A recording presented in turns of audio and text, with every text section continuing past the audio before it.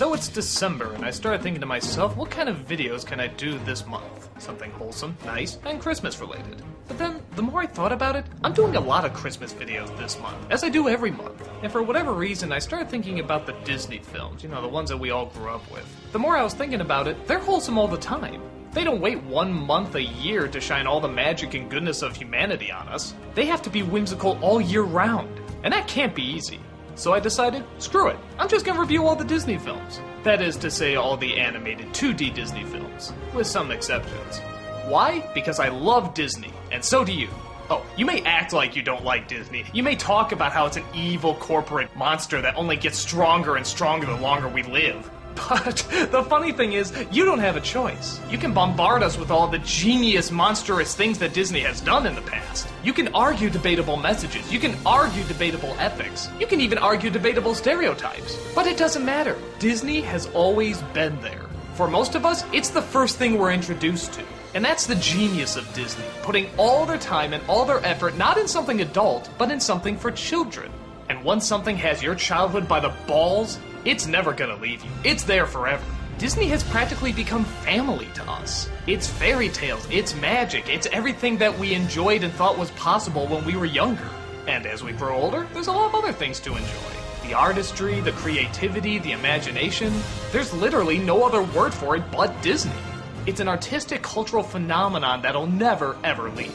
Now, I'm just gonna state up front that I am directly ripping off Cinemassacre's Monster Madness, where James Rolfe reviews a new monster movie every day of October. I think it's a cool idea, and I wanted to do it with something I really enjoy, the hand-drawn animated Disney films. The only downside is there's only so many days in December, and there's just a friggin' buttload of these movies. So I'm probably gonna do about 3 a day, and once or twice I may skip over one. But I'll do my best to comment on as many as possible. And keep in mind, this is just my own personal opinion. If you like or hate any of these films, there's nothing wrong with that. I'm just putting out there what I think of some of the most beloved classics of all time. So, sit back and enjoy the month of what I like to call Disneycember.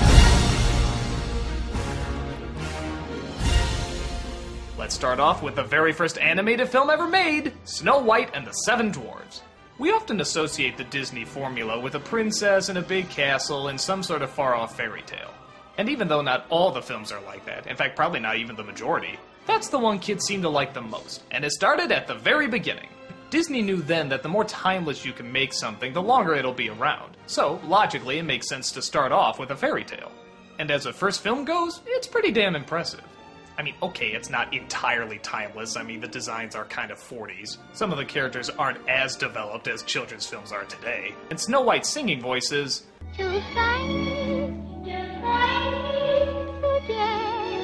very Betty Boopish.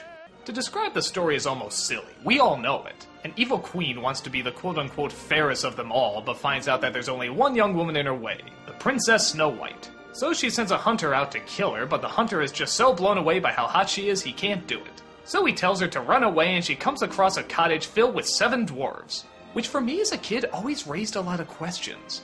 Are the dwarves related? Are they brothers? Did they all just meet at random? If so, is there a place where dwarves just usually meet? Well, I'm overanalyzing. The queen finds out that Snow White is still alive and puts on a disguise to try and kill her. Kinda strange that she wouldn't just send a henchman or somebody else to do it. I mean, does she only have just the one?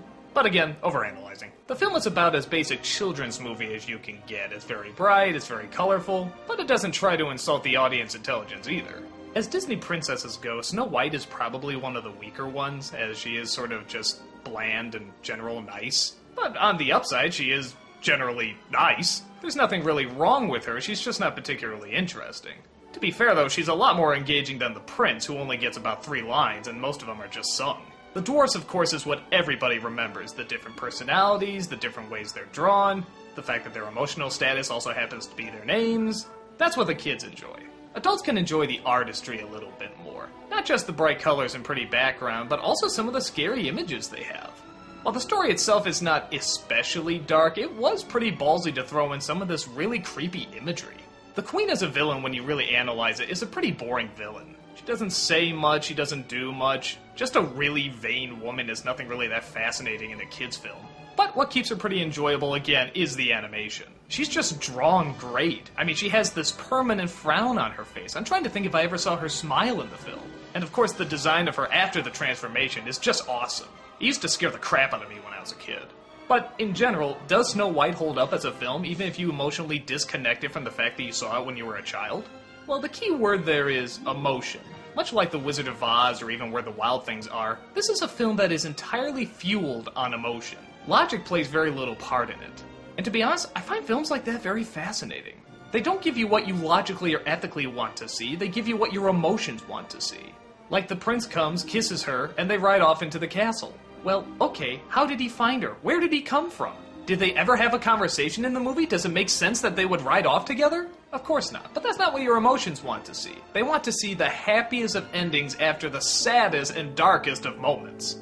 Oh, yeah, don't think this scene didn't fuck me up. You can keep Bambi's mom, you can keep Simba's dad. This is the scene that rips me to shreds. Why? Because it's like a wake. Literally down to the organ music. How much more depressing can you get? The dwarves aren't just crying, they are sobbing, bawling over the fact that they've lost the only woman that's ever come into their lives. So of course as a young boy, I'm sitting there thinking, I'm tough, it's just a cartoon. It ain't gonna leave an impact on me.